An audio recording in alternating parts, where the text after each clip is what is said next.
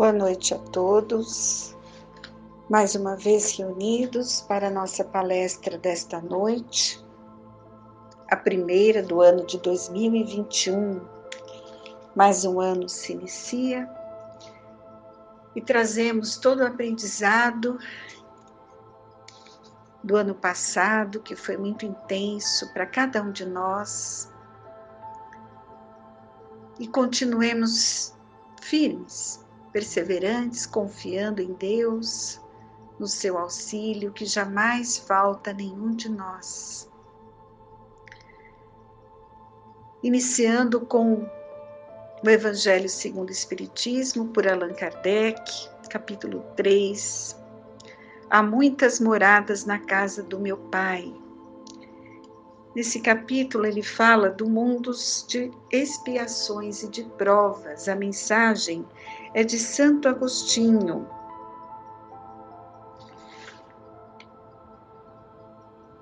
A Terra nos oferece, pois, um dos tipos de mundo expiatórios, em que as variedades são infinitas, mas tem por caráter comum servirem de lugar de exílio para os espíritos rebeldes à lei de Deus. Nesses mundos, os espíritos exilados têm de lutar, ao mesmo tempo, contra a perversidade dos homens e a inclemência da natureza. Trabalho duplamente penoso, que desenvolve a uma só vez as qualidades do coração e as da inteligência. É assim que Deus, na sua bondade, torna o próprio castigo proveitoso para o progresso do espírito. E ele completa que a Terra, ela já esteve material e moralmente no estado inferior ao de hoje. Hoje é um mundo de prova e expiação, está progredindo e ela passará a ser um mundo mais avançado. E ela chegou a um de seus períodos de transformação. Passará de mundo expiatório ao mundo regenerador. Então os homens encontrarão nela felicidade, porque a lei de Deus a governará. Então é muito importante termos esta reflexão para entendermos esses momentos vividos por toda a humanidade. E é importante que nós, espíritas, que temos o conhecimento de tudo isso, dessa transição do planeta, da transformação, da evolução, não só dos homens como espíritos eternos que somos, né? Mas também dos planetas que também progridem, divulgar estas informações, né? Que nos foram transmitidas por espíritos superiores através da doutrina espírita. Então, lembrando sempre a todos que o planeta está em plena regeneração. Muitos espíritos superiores já nos avisavam, né, de muito tempo, que seriam momentos de provações, mudanças graduais, com um certo apelo sentimental, que irá nos unir enquanto irmãos.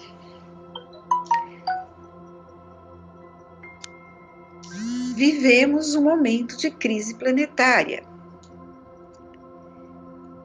Nações no mundo inteiro lamentam seus mortos e a urgência da fraternidade se tornou patente em todo o território terrestre.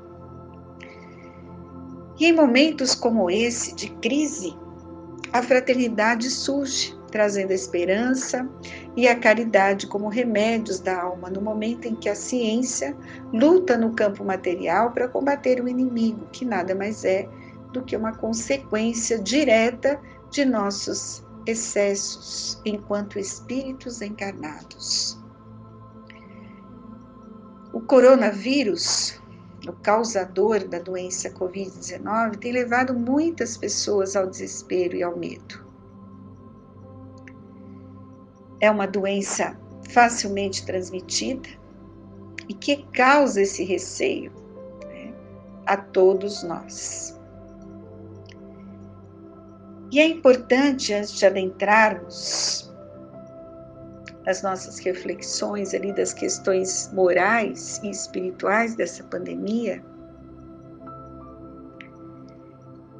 é muito importante que a população siga todas as recomendações das autoridades médicas e especialistas, né, que lutam aí dia e noite para parar o avanço do vírus e trazer à população o tratamento e a cura necessários. Então, a nossa conduta, ela tem que ser respeitosa até perante esses profissionais que trabalham incessantemente a auxiliar a todos que adoecem.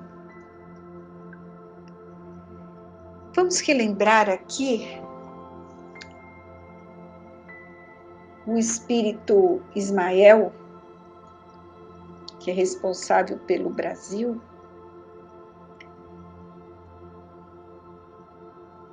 Ele deu uma comunicação em fevereiro, nos relembrando que a Covid-19 nada mais era do que uma consequência direta de nossa fraqueza moral, que irremediavelmente assola o planeta a ponto de feri-lo gravemente, energética e fisicamente. Infelizmente, nossas ações intempestivas, exageradas, têm levado o globo ao limite de seus recursos, e toda essa nossa exuberância material tem cobrado preços, enquanto os fenômenos naturais crescem em proporção e destruição. A lei de destruição é fator importante nesta pandemia. Sabemos, segundo Allan Kardec, no Livro dos Espíritos, que a lei de destruição faz parte do processo evolutivo do homem. E é através da lei de destruição que o Espiritismo explica por que Deus permite que o flagelo, como este e muitos outros, atinjam a humanidade. E todas essas situações difíceis acontecem em escala global. No Livro dos Espíritos, a pergunta 737, com que objetivo Deus golpeia a humanidade através de flagelos destruidores? Para fazê-la progredir mais rápido. Já não dissemos que a destruição é necessária para a regeneração moral dos espíritos, que em cada nova existência sobem um novo degrau na escala do aperfeiçoamento? Então, toda situação de destruição tem uma finalidade nesse planeta de provas e expiações. Sempre é para nos impulsionar, para nós progredirmos mais rapidamente. Poderia ter sido de outra maneira? Sim, se a maioria dos seres humanos tivessem feito uma escolha melhor. Mas por nosso orgulho, egoísmo, teimosia, muitas vezes a espiritualidade tem que aplicar situações que vão nos causar dor. Só assim que acordamos. Então, se não é pelo amor, será pela dor. Já ouvimos isso em várias colocações aí dos ensinamentos do Evangelho. É preciso ver o objetivo para apreciar os resultados. Apenas do vosso ponto de vista pessoal é que vos o avaliais, e por causa do prejuízo que vos causam, vós os chamais de flagelos. Mas essas perturbações são frequentemente necessárias para que uma melhor ordem de coisas possa mais prontamente acontecer. Em alguns anos, realizasse o que teria exigido muitos séculos. Então, quando é necessário, essas situações, esses flagelos são aplicados para que a humanidade terrestre desperte e acelere o progresso de todos. Resumindo, os flagelos são ferramentas utilizadas pela divindade através da lei de destruição e da lei de causa e efeito. E o objetivo sempre é o melhoramento e o aprendizado do ser humano. Aí vem a pergunta, né, que não quer calar e que muitos fazem. Mas seria esta a única forma de se aprender e evoluir? E os espíritos nos respondem, dizem que não. Vejam a pergunta e resposta do Livro dos Espíritos. Deus não poderia empregar para a melhoria da humanidade outros meios que não os flagelos destruidores? Sim, e ele os emprega todos os dias, já que deu a cada um os meios de progredir, através do conhecimento do bem e do mal. É o homem que deles não se aproveita. É preciso castigá-lo no seu orgulho e fazê-lo sentir a sua fraqueza. Então, todos nós temos oportunidades, meios de progredir. Deus sempre está nos dando várias oportunidades, nós é que não aproveitamos. Seguimos ali cegos, alheios a todo o convite que a espiritualidade nos faz, e quando isso acontece, é necessário a interferência divina, como ele diz aqui, para castigar o nosso orgulho, para nos acordar e fazer-nos sentir a nossa fraqueza perante ali a situação toda, e recorremos a esse Pai amoroso. Então, infelizmente, faz parte do aprendizado do ser humano. Mas, nesses flagelos, o homem de bem sucumbe tanto quanto o perverso? Isso é justo? Mais uma pergunta. Durante a vida, o homem relaciona tudo a seu corpo, mas depois da morte, pensa de outra maneira. A vida do corpo é pouca coisa. Um século do vosso mundo representa um relâmpago na eternidade. Portanto, os sofrimentos daquilo que chamais de alguns meses ou de alguns dias, nada significa. Os espíritos que preexistem e sobrevivem a tudo, eis o mundo real. Então, nas grandes calamidades que dizimam os homens, é como durante a guerra, um exército que vê seus uniformes gastos, rasgados, e o general se preocupa mais com seus soldados do que com as suas fardas. Se considerasse a vida como ela é, e quão pouca coisa representa com relação ao infinito, menos importância a ela nos daríamos.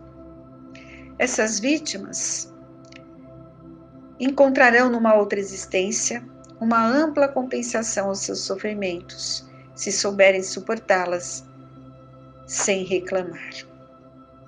Que a morte aconteça por meio de um flagelo, quer ela se dê por uma causa comum, ninguém escapa à morte, quando a hora da partida soa.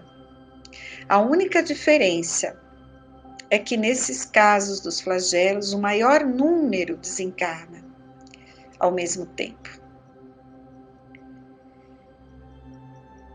Tenhamos a certeza que esses flagelos, tão terríveis aos nossos olhos, são muito importantes no destino do mundo, da humanidade. Com essas colocações do Livro dos Espíritos, percebemos que os flagelos da humanidade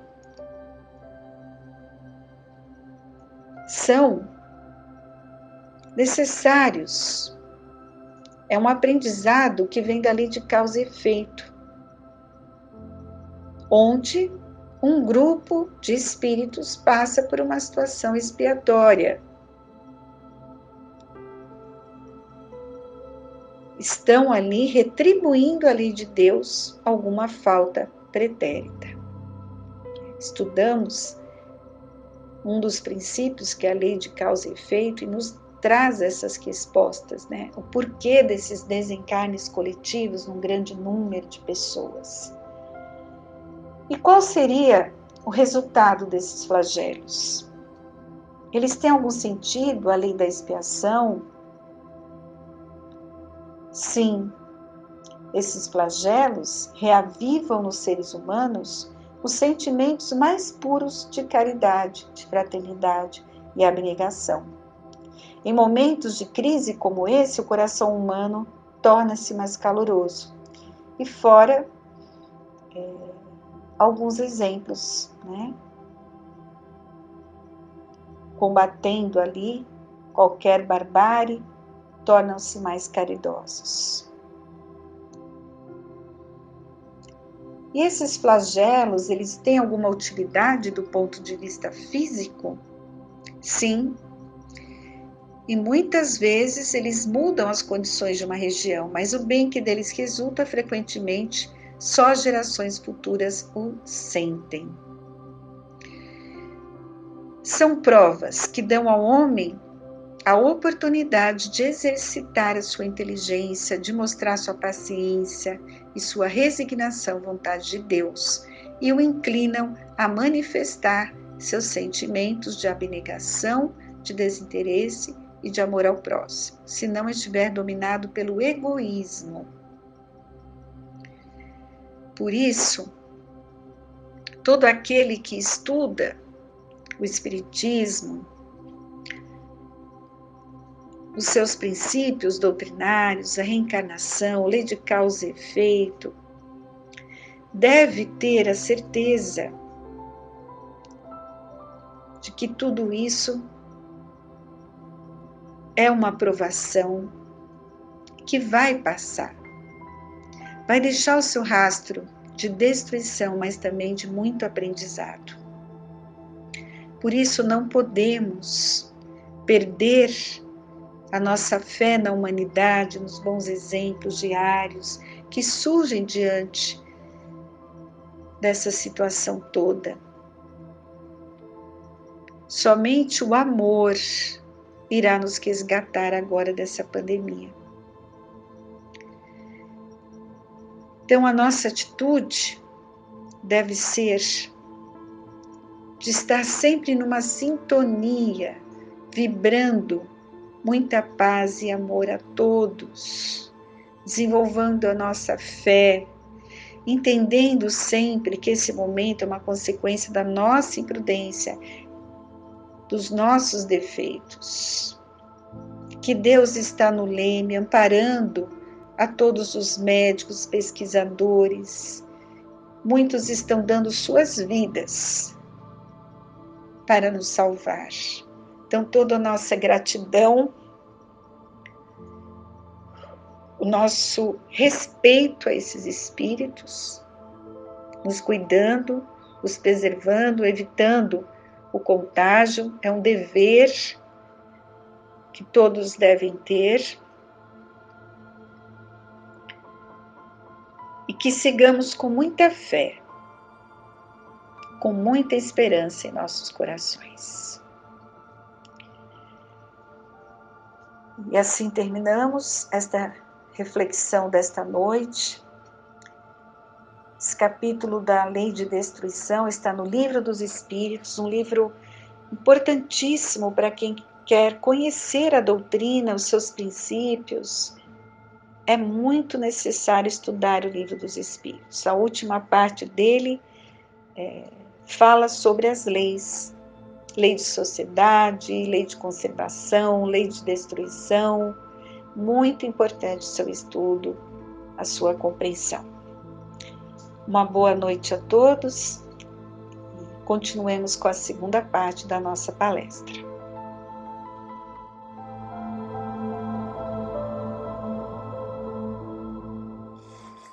Então, abrindo o Evangelho, segundo o Espiritismo, temos aqui no capítulo 15, fora da caridade não há salvação, o maior mandamento. Mas os fariseus, quando viram que Jesus tinha feito calar a boca aos saduceus, se ajuntaram em conselho E um deles, que era doutor da lei, tentando, perguntou-lhe: Mestre, qual é o grande mandamento da lei? Jesus lhe disse: Amarás o Senhor teu Deus de todo o coração e de toda a tua alma e de todo o teu entendimento. Esse é o maior e primeiro mandamento. E o segundo, semelhante a este, é: amarás ao teu próximo como a ti mesmo. Esses dois mandamentos contêm toda a lei e os profetas. Mateus capítulo 22, versículo 34 a 40. Instrução dos Espíritos. Caridade e humildade, esta é a única via de salvação. Egoísmo e orgulho, esta é a via da perdição. Esse princípio é formulado em termos precisos nestas palavras: amarás a Deus de toda a tua alma e ao teu próximo como a ti mesmo. Esses dois pensamentos contêm toda a lei e os profetas. E para que não houvesse equívoco na interpretação do amor de Deus e do próximo, temos ainda: e o segundo, semelhante a este, é. Significando que não se pode verdadeiramente amar a Deus sem amar ao próximo, nem amar ao próximo sem amar a Deus, porque tudo quanto se faz contra o próximo é contra Deus que se faz. Não se podendo amar a Deus sem praticar a caridade para com o próximo, todos os deveres do homem se encontram resumidos nesta máxima: fora da caridade não há salvação. Então, por ser o maior mandamento, o que vamos repeti-lo, amarás o Senhor teu Deus de todo o teu coração, de toda a tua alma e de todo o teu entendimento. O que significa isso? De todo o seu coração é de todo o seu entendimento, é de todo o seu sentimento, De todo o teu entendimento significa de tudo aquilo que você entende, você raciocina, de toda a tua razão, E de toda a tua alma, quer dizer, não importa se está na condição de encarnado ou desencarnado, Então amarás o Senhor teu Deus em todo o tempo, por tudo aquilo que você pode entender e tudo aquilo que você pode sentir. E aí, ainda amar ao próximo, como a ti mesmo, porque não há como amar a Deus sem amar ao próximo e vice-versa, porque é óbvio, se a criação de Deus envolve todas as coisas e todas as pessoas, reconhecer a criação, reconhecer Deus é em toda a sua obra que está no nosso irmão, que é o nosso próximo. Não faz o menor sentido amar a Deus se desprezar o próximo, o seu irmão. Estaríamos negando na prática esse amor. Por isso que a caridade é o exercício do amor, A caridade é o amor em prática, e caridade a gente faz sempre ao próximo, é justamente o reconhecimento dessa devoção a Deus. Isso é tão importante que Kardec faz uso dessa mesma passagem em 2 capítulos do Evangelho segundo o Espiritismo. No capítulo 15 que acabamos de ler, fora da caridade não há salvação, o maior mandamento, mas também no capítulo 11, amar o próximo como a si mesmo, o maior mandamento. A mesma passagem bíblica é utilizada pelos Espíritos em 2 capítulos. E aí vamos contextualizar, em que circunstâncias Jesus colocou isso. Então encontramos aqui a menção que fizemos do capítulo 12, do capítulo 22, versículo 34 a 40. E ele começa assim: e os fariseus, ouvindo que fizeram emudecer os saduceus. Como é que Jesus emudeceu os saduceus? A resposta está justamente nos versículos imediatamente anteriores, que eu vou mencionar aqui. Então, Mateus capítulo 22, versículo 23. No mesmo dia, chegaram junto dele os saduceus, que dizem não haver ressurreição, e o interrogaram, dizendo: Mestre, Moisés disse, se morrer alguém não tendo filhos, casará o seu irmão com a mulher dele e suscitará descendência a seu irmão. Ora, houve entre nós 7 irmãos, e o primeiro, tendo casado, morreu, e não tendo descendência, deixou sua mulher a seu irmão. Da mesma forma, o segundo e o terceiro, até o 7º, morreram. Por fim, depois de todos, morreu também a mulher. Então, a mulher, como costume pela lei mosaica, o que ele fazia? Se morria o marido, a mulher ficava para o irmão. E assim sucessivamente. Até que desses 7 irmãos, todos morreram e depois morreu a mulher. E aí os saduceus fizeram a pergunta. Portanto, na ressurreição da qual eles não acreditavam, de qual dos 7 será ela, visto que todos a tiveram por mulher? Quer dizer, montaram toda uma cilada para demonstrar alguma incoerência, justamente na ideia de ressurreição. E aí Jesus, no versículo 29, responde: Jesus, porém, respondendo, disse-lhes: errais, não conhecendo as Escrituras, nem o poder de Deus, porque na ressurreição nem a casam, nem se dão em casamento, mas serão como os anjos de Deus no céu. Olha que interessante, aqui na ressurreição, então Jesus já admite, já explica para os saduceus que existe a ressurreição numa outra interpretação, não como eles pensavam. Desconhecem as leis e desconhecem a Deus, porque na ressurreição nem a casam, nem se dão em casamento, mas serão como os anjos de Deus no céu. E continua: e acerca da ressurreição dos mortos, não lestes o que Deus vos declarou, dizendo: eu sou o Deus de Abraão, o Deus de Isaque e o Deus de Jacó. Deus não é Deus dos mortos, mas dos vivos.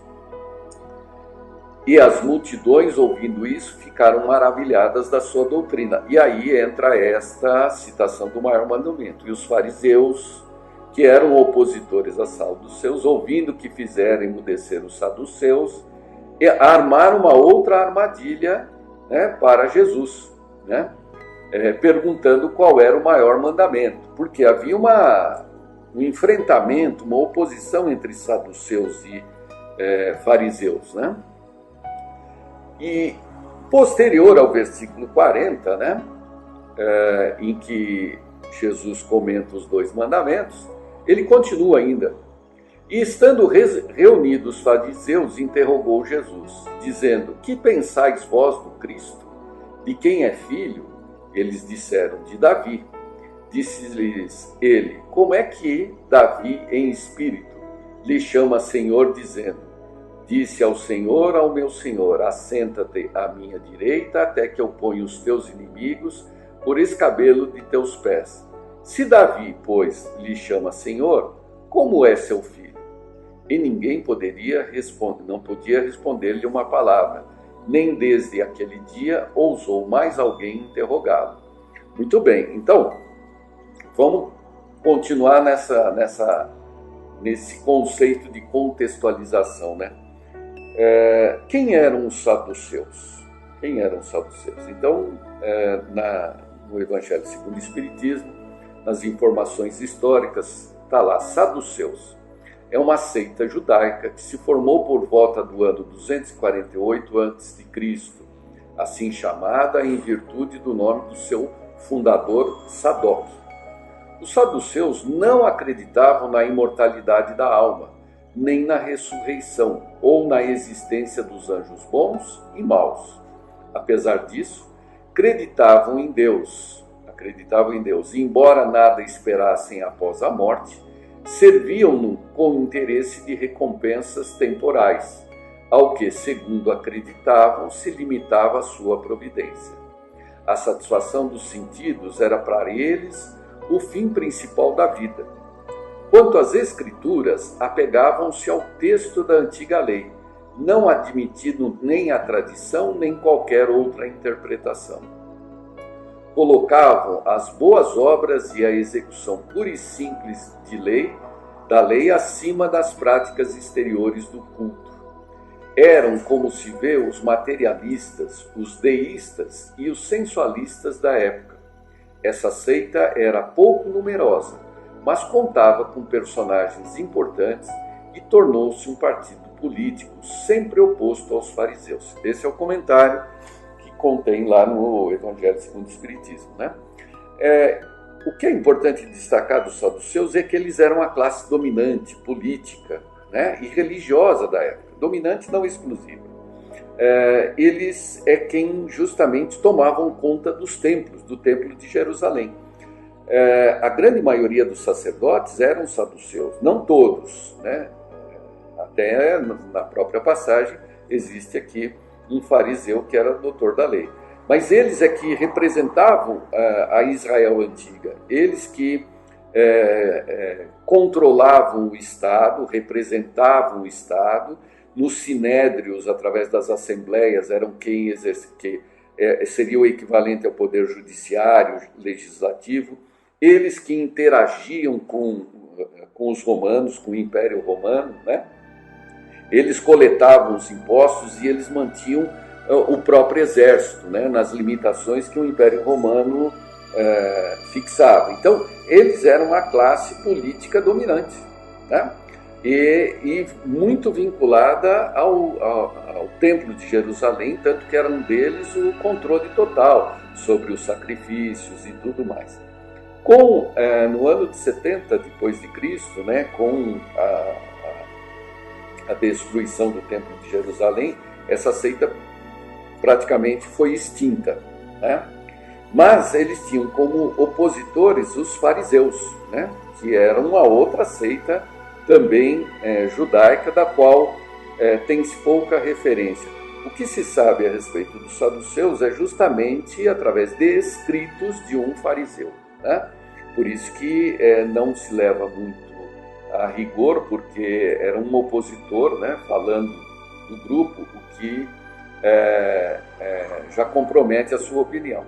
Mas o importante aqui é que nessa passagem bíblica de Mateus havia todo um questionamento deles em relação à ressurreição e mesmo às Escrituras, e a resposta que Deus deu, que Jesus deu,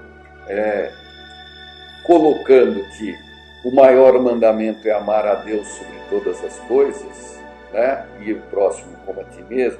E isso resume todas as leis e os profetas, quer dizer, os profetas, aqueles que anunciavam ao longo do tempo a vinda de Jesus, e as leis aqui se entendiam como as leis judaicas, né? As leis justamente que eram estudadas pelos doutores da lei, né? Essa contextualização, se a gente olhar, né, nós vamos perceber que ele tanto responde a um grupo quanto responde ao outro. E a partir de um modelo prático, né, de uma ocorrência local, ele tira a regra geral, né? Amar a Deus sobre... E é tão geral que ela vai muito além da citação, né? Então vamos retomar. Amar a Deus sobre todas as coisas. Todas as coisas. Não há valor maior para nós. Nem a família. Nem a família. Por que não a família? Porque a família ela é constituída a partir de Deus. Tanto que naquela resposta, né, quando na ressurreição não se casam e não se dão em casamento. Opa, o que significa isso? Ele está falando que o espírito não tem sexo, não há o maior... não há sentido em acasalamento na espiritualidade, porque não há a geração, né? Espírito não, dois espíritos não geram um terceiro espírito, né? Dois corpos na Terra, sim, é que geram um terceiro corpo, né? Mas quem gera espírito é só Deus cria os espíritos. Então, amar a Deus sobre todas as coisas, maior valor, né? Existencial, como a gente tem falado, não dá para imaginar a existência sem Deus, né? Porque se Ele é Senhor de tudo, então, né, temos que nos render a Ele, não tem que considerá-lo na tua vida, né? de todo o teu coração, de todo o teu entendimento, de toda a tua alma. Essa parte até que é relativamente compreensível e até fácil de fazer. O problema é que a gente tem que transferir isso para o próximo, né? Para o adversário, para o inimigo, né? E aí como é que fica isso? E aí nós percebemos a nossa resistência, né? A nossa dificuldade. Então como é que a gente faz isso? Através da caridade, que é, né, a moral substituindo o sentimento. Então a gente vai fazendo as coisas por uma questão de obrigação moral e depois acabamos desenvolvendo o sentimento. Mas o mais importante aqui, através da caridade em relação ao próximo, né, que é, na verdade, um comportamento moral, nós vamos aprendendo a desenvolver o sentimento afetivo, né? É gradativo. Temos que exercitar, né, para que aprendamos a amar. E também o que se destaca dessa passagem bíblica é que quando Jesus fala que isso resume todas as leis e os profetas eram aqueles que anunciavam a vinda do Messias ao longo da história, né? E também as leis. Que leis ele estava se referindo?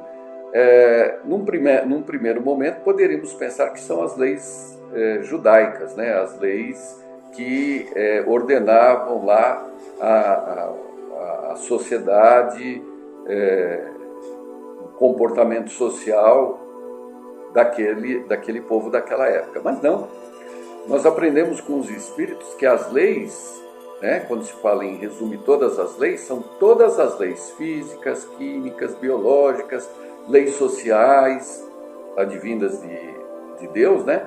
Por quê? Porque todo esse conjunto, toda esta criação, né, atende à resposta dada, né, que quando o porquê da nossa existência, né? Deus nos criou por amor e para amar. Então toda a obra de Deus, ela tem o amor como ponto básico, que se expressa como leis junto à matéria e leis junto aos espíritos. A matéria é isso que nós mencionamos, leis físicas, químicas, biológicas. Aos espíritos são as leis comportamentais, o código moral cristão. Ok? Então, prazer em revê-los e até a próxima oportunidade. Vamos elevando os pensamentos a Deus, a Jesus, fazendo a prece que Ele nos ensinou. Pai nosso que estás nos céus, santificado seja o teu nome, venha a nós o teu reino, seja feita a tua vontade, assim na terra como nos céus. O pão nosso de cada dia nos dai hoje e sempre. Perdoa, Senhor, as nossas dívidas, assim como perdoarmos aos nossos devedores. Não nos deixeis cair em novas tentações, mas livra-nos do mal que existe dentro de nós mesmos, porque é teu reino, o poder, a glória, a justiça, a esperança e o amor para todos sempre.